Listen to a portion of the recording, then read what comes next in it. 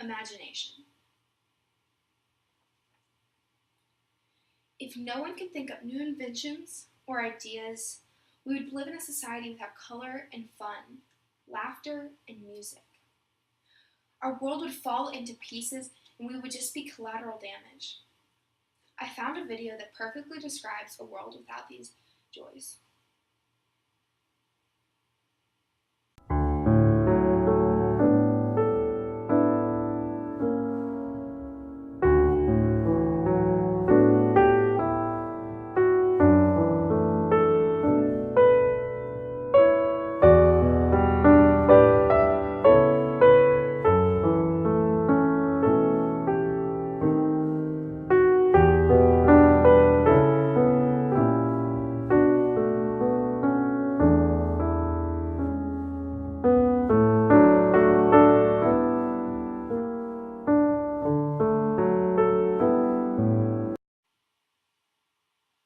In that video, it shows the empty stadiums and canvases that are a byproduct of a lack of imagination in this uninhabitable world.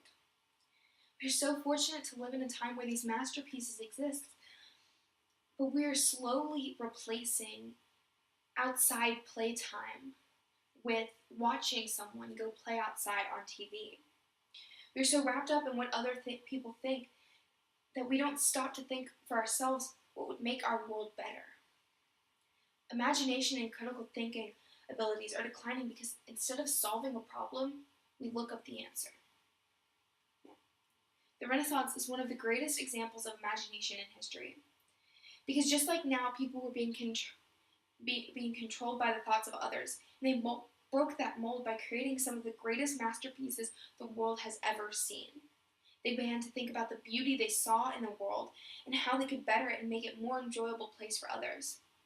Galileo is a perfect example. He created the first telescope, not just because he wanted to, but because he wanted to see the world and what was beyond. But not only that, but he wanted to share it with everybody else. He was curious, and so he did something about it, and he imagined what he could see, and he found it. He wanted to show others what he could see and learn from his findings. Without his imagination, we wouldn't be able to see into space along with many more things.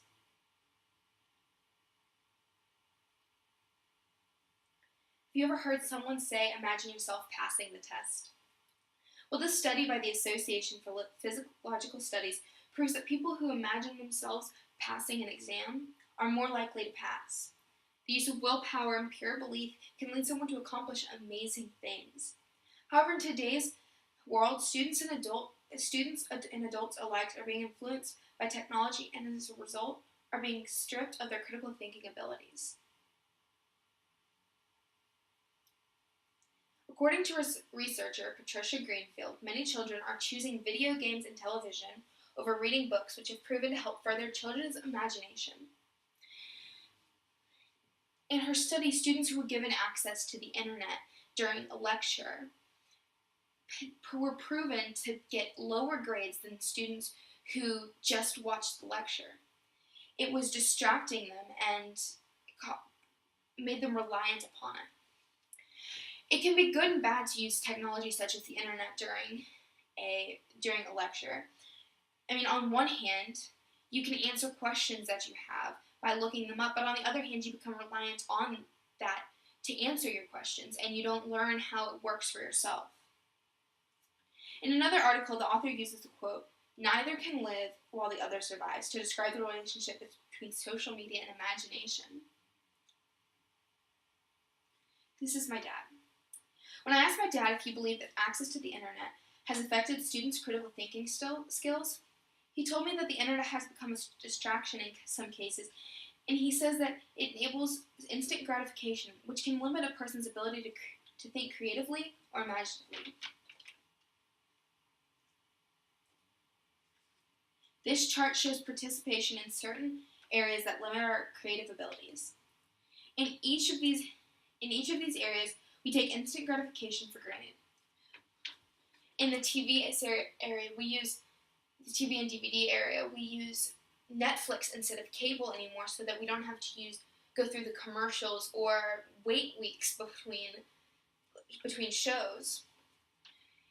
when it comes to computer or internet games, we buy the no ad version so that we don't have to wait the 10 seconds it takes to play an ad.